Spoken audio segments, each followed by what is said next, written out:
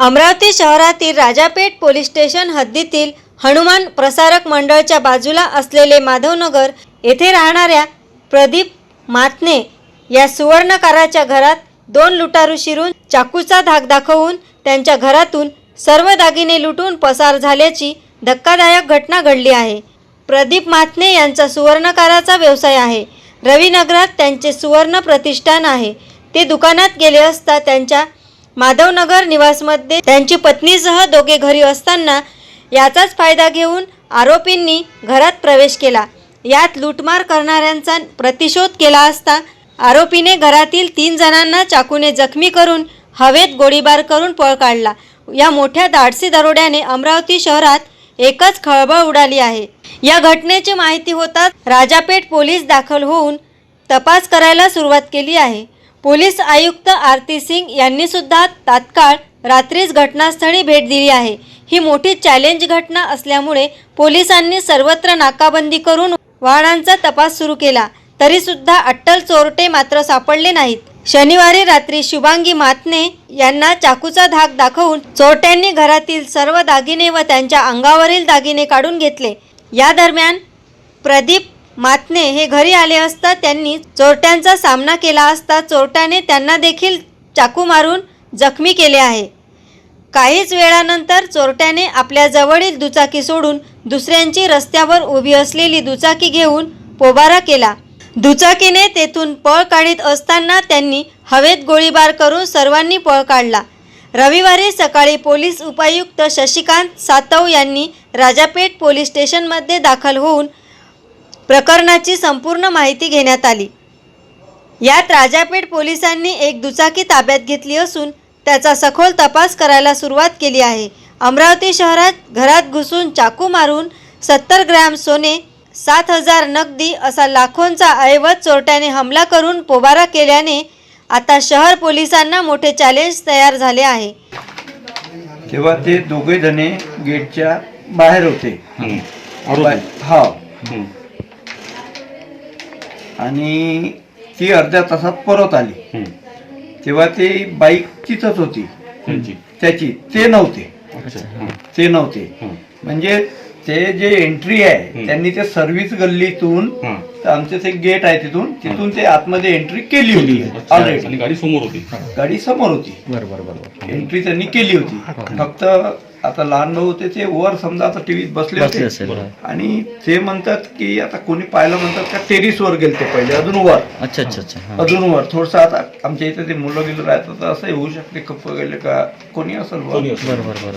तर ते टेरेस वर गेल्यानंतर मला वाटते ते तिथंच राहिले, खाली येऊन लपून राहिले। कोणी येते काय जाते काय, कोण आहे कोण नाही। तर मिसेस नाही इकडे कुठं हात नाही लावला।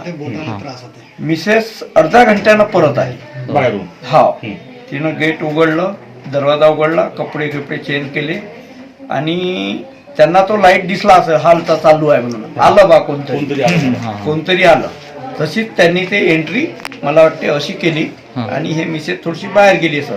तसंच त्यांनी त्या दरवाज्यावर चाकू लावला आणि अंदर घेतलं तिला आणि तो दरवाजा बंद करून हॉलचा लाईट बंद करून आणि मग अंदरचा कारभार सुरू केलं त्यांनी। पहिले म्हणजे चाकू दाखवून त्यांनी बघ काय तुम्ही स्वतःच्या यांना सांगून कुठं काय ठेवलंय ते सांगा। यांना काही बांधलं वगैरे होते हात पाय? यांना बांधलं होतं ना नंतर, मला वाटते पहिलेच बांधलं होतं का काय मी ते आता तिनं ते पहिलं ते लाईट लावला मला वाटते तिनं लाईट लावता गेट उघडायची, तो दरवाजा उघडायची कोशिश केली का आपण पळून जाऊ बा इथून, गेट उघडून पळून जा।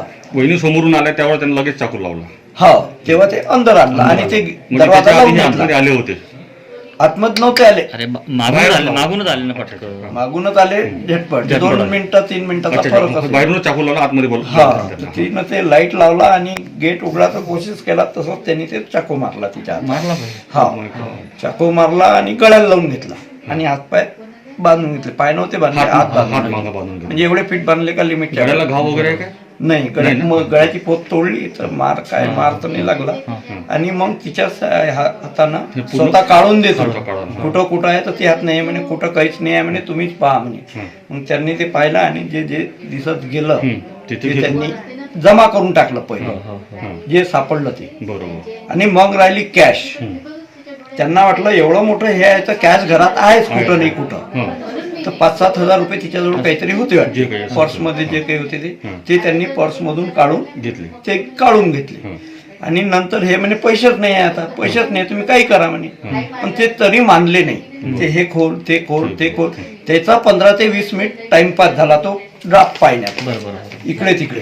त्या पिरियड मध्ये मी आलो, तुम्ही आले, तर माझ्याजवळ चाबी असते. हो, तुम्ही उघडली का? हा, चाबी उघडली. तसंच मला सामान तर दिसलं, हां. मला वाटलं हे काही करून राहिले. बरोबर. हां. पण त्या रूम मध्ये ते आहे म्हणून तेही नाही दिसले. अच्छा अच्छा. हां. आणि मग तसंच तो मला तिथं दिसला मंदिरापाशी.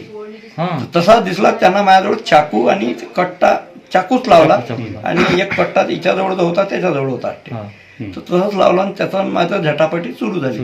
तो म्हणे मारतो मारतो, चुप राह चुप राह. मी तसंच ओरडणं सुरू केलं. मराठीमध्ये बोलले का ते? मराठी. आपली इकडली भाषा होती का ते? नाही, आपल्या इकडली असं नाही, म्हणजे आपली इकडली थोडंफार भाषी असं- वराडी, हो, मारतो नाही. तुले मारतो असं काही एक माझ्या आणि त्याचं संभाषण जास्त झालं. जास्त झालं नाही. हं. तो म्हणे चूप. हं. मी फक्त चोर चोर बोंबललो, फक्त एवढंच संभाषण झालं. बरोबर. तर त्या पिरियड मध्ये त्यांना मिसेसचे हात सोडले होते वाटते दुसऱ्याला. हां. ते म्हणे मी मरतो म्हणे आता, असं त्यानं सोडले.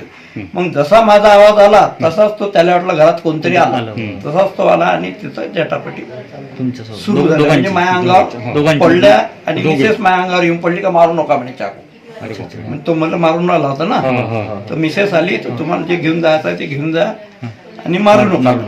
तरी मला काही सहन नाही झालं, म्हणून मी मग लहान भाऊ हे आले. हां, तेवढं. तर मग 4 जण झाल्यावर मग थोडस टेनी, मग ते थोडस हे झालं झटापटी. मग बाहेर गेले आधी 7:15 तर तेव्हा गेटच्या बाहेर उभेच होते तिथे. तर 2 पण ते पूर्ण पॅक असल्यामुळे मला थोडा डाऊट आला. तर मी म्हटलं हे कोण आहे, कोण असतील असे. म्हटलं इथे बाजूचे घरचे मुलं नाही ना आमच्या इकडचे सगळे मुलं नाही आहे म्हटलं आता HUPMचे.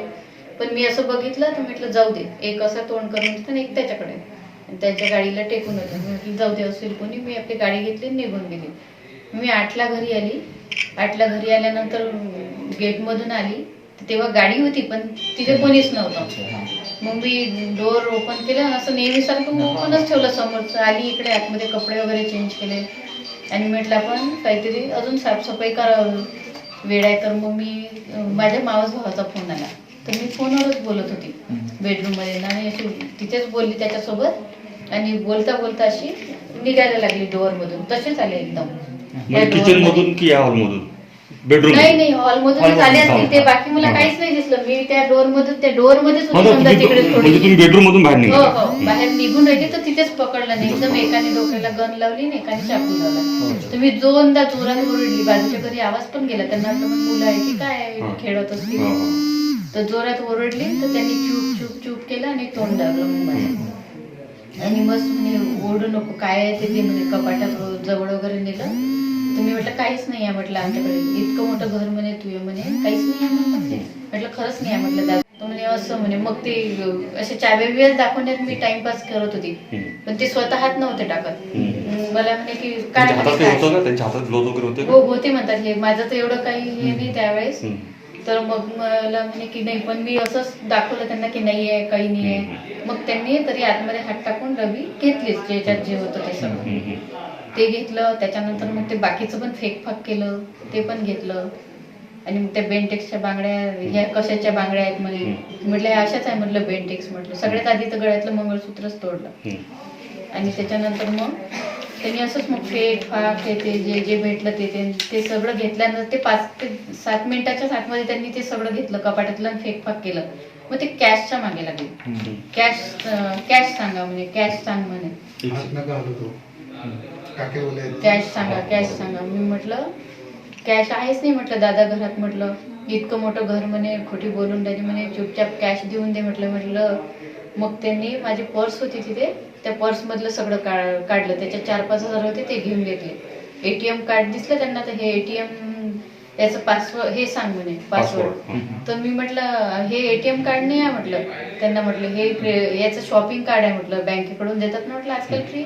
मी त्यांना असं बोलले. म्हटलं नाही आहे म्हटलं. मग त्यांनी ते तिथेच फेकून दिलं, त्याच्या काही जास्त मागे नाही. चल कॅश सांग असं करून मग त्या रूम मधून मला चाकू लावून इकडे आणलं. तर ह्या रूमचं लाईट लाव म्हणे कुठे. तर मग मी हळूच अशी इथे आली तर मी म्हटलं तर इथेच डोअर आहे, बाहेर असतं. बाहेर आपण पळू शकतो. त्याने असा चाकू लावलेला होता आणि अशी इथे आली. आल्यानंतर या हाताने बटनला हात लावला आणि या हाताने कडीच अशी वर केली. जशी अशी वर केली मग त्याने मला चाकू मारला, असं चाकू मारला. आणि मग तर म्हणे जास्त हुशारा मारून राहिली का म्हणे, नाही आता जर केला तर गड्यावर मारणार. मग तसंच त्यांनी इथेच माझी ओढणी दिसली, लाईट चालू केली त्यांनीच लाईट, आणि मग ओढणी घेतली आणि असे पूर्ण हात बांधून टाकले ते घट्ट. नंतर दोघांनी? हो, पहिले चाकू मारला आणि मग पूर्ण ब्लड झालं या रूम मध्ये. ते दोघे जवळच होते? नाही, एक तिकडे गेला होता मग किचन मध्ये. हे आलेच ना मग ते किचन मध्ये. मग पूर्ण ब्लड झालं आणि मग हे नसतं. मग मला असं मी म्हटलं आता मी तर जात आहे म्हटलं, दादा तुम्हाला सगळं भेटलं, कॅश आहेच नाही म्हटलं, पण आता माझा जीव जात आहे.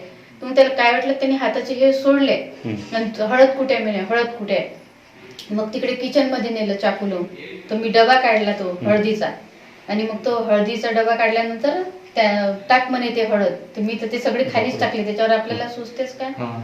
तर मग अजून परत आणलं. मग आणल्यानंतर चाकू लावून कॅश कुठे आहे, आणि याचं एकच डोअर उघडलं. एक डोअर जसं उघडत नाही हे या कपाटात, तसे हे तेवढ्या वेळात तो दुसरा तिथे होता देवघराच्या तिथे, आणि एंट्रीच केली. मग यांचीच एंट्री झाली. मला माहित होतं यांच्याकडे चाबी आहे. म्हटलं हे फक्त लवकर आले पाहिजे, अजून ते खरंच काढलं.